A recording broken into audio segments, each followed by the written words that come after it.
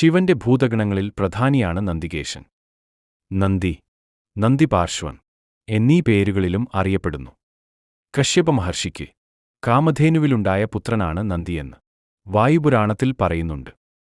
ശിവന്റെ വാഹനമായ കാള എന്ന നിലയിൽ സുരഭീപുത്രനായ നന്ദികേശ്വരനും ആരാധ്യനാണ്. നന്ദി ശിശുവായിരിക്കുമ്പോൾ അജ്ഞാതമായ കാരണത്താൽ മാതാപിതാക്കളാൽ പരിത്യക്തനായി. ഈ ദിവ്യശിശു ശിലാദൻ എന്ന മഹർഷിയുടെ പുത്രനായതെങ്ങനെ എന്ന് ശിവപുരാണത്തിൽ വിവരിക്കുന്നത് ഇപ്രകാരമാണ്. ശാലങ്കായന്റെ പുത്രനായ ശിലാദൻ ലൗകിക ജീവിതം നയിച്ചിരുന്ന ഒരു ശിവഭക്തനായിരുന്നു. സന്താന സൗഭാഗ്യമില്ലാതെ ദുഃഖിതനായ അദ്ദേഹം ശിവനെ തപസ്സു ചെയ്തു പ്രസാദിപ്പിച്ചു. പ്രത്യക്ഷനായ പരമശിവൻ പുത്രലബ്ധിക്കുള്ള അനുഗ്രഹം നൽകി. കാലം കുറെ കഴിഞ്ഞ് ഒരു യാഗം ചെയ്യാനായി നിലമുഴുതപ്പോൾ ഒരദ്ഭുത ശിശു ദൃശ്യനായി.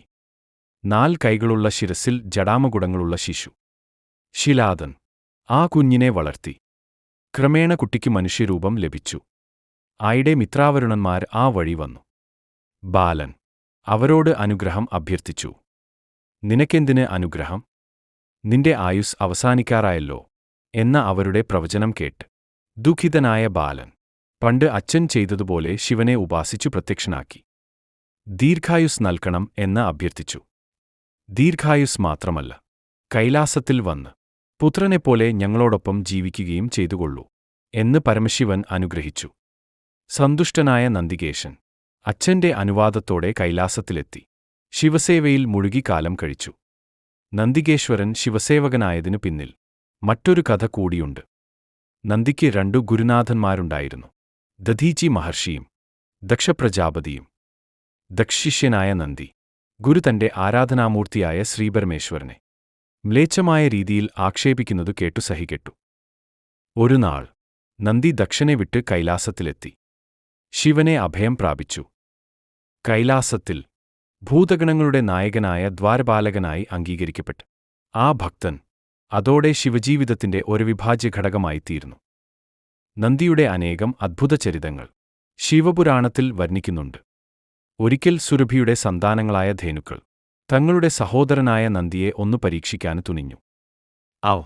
തങ്ങളുടെ ക്ഷീരസമൃദ്ധമായ അകിടുകളിൽ നിന്നും നിരന്തരം പാൽ ചുരത്തി കൈലാസഗിരിയെ ഒരു ദുഗ്ധവാരിധിയാക്കി മാറ്റി.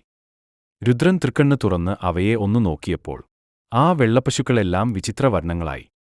തങ്ങളുടെ നിറം വീണ്ടും വെണ്മയുള്ളതാക്കാൻ അവർ വെണ്ണിലാവിന്റെ ഉടമയായ പൂർണ്ണചന്ദ്രനെ ചെന്നുകണ്ടു. ശിവനെ ഇത് കൂടുതൽ ക്രുദ്ധനാക്കി. അപ്പോൾ കശ്യപ പ്രജാപതി ഇടപെട്ട് പശുക്കളെ നിലയ്ക്കു നിർത്തി. തന്റെ പ്രിയപുത്രനായ നന്ദികേശ്വരനെ വാഹനമായി സ്വീകരിച്ച് പ്രപഞ്ചം മുഴുവൻ സഞ്ചരിച്ച് ഭക്തന്മാരെ രക്ഷിക്കുകയും ദുഷ്ടന്മാരെ ശിക്ഷിക്കുകയും ചെയ്യണമെന്നഭ്യർത്ഥിച്ചു. ശിവൻ അതംഗീകരിച്ചു. അങ്ങനെ ആവശ്യം വരുമ്പോൾ ശഭരൂപത്തിൽ ശിവവാഹനമാകാനും നന്ദികേശ്വരനു ഭാഗ്യം ലഭിച്ചു. മരുതുപുത്രിയായ സുയിഷയാണ് നന്ദിയുടെ ധർമ്മപത്നി എന്ന് ശിവപുരാണം പാതാളഖണ്ഡം 7-ാം അധ്യായത്തിൽ പ്രസ്താവിച്ചിട്ടുണ്ട്. നന്ദികേശ്വരൻ ജ്ഞാനിയും തപസ്വിയുമായിരുന്നു.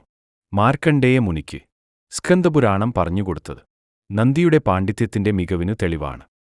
ശിവനെ മാനിക്കാതെ കൈലാസത്തിനു മീതെ പുഷ്പകവിമാനത്തിൽ കടന്നുപോയ രാവണന്റെ ധിക്കാരം സഹിക്കാതെ വാനരവേഷത്തിൽ വിമാനയാത്രയ്ക്ക് തടസ്സം സൃഷ്ടിച്ച നന്ദിയെ രാവണൻ ശപിക്കാനൊരുങ്ങിയപ്പോൾ നീ വാനരവംശത്താൽ നശിച്ചു പോകട്ടെ എന്ന് നന്ദി രാവണനെ ശപിച്ച് അസ്തവീര്യനാക്കിയതായി കഥയുണ്ട്. പിന്നീട് ശ്രീരാമകാലത്ത് വാനരനായി ഹനുമാൻ സ്വാമി ലങ്ക ചുട്ടേരിച്ച കഥകൾ കേട്ടിട്ടുണ്ട്. ശിവക്ഷേത്രങ്ങളിൽ ശിവനോടൊപ്പം നന്ദികേശ്വരനും പൂജിക്കപ്പെടുന്നു. നന്ദികേശനോട് എന്തും അപേക്ഷിച്ചാൽ അതെല്ലാം മഹാദേവൻ സാധിച്ചു തരുമെന്ന് വിശ്വാസമുണ്ട്.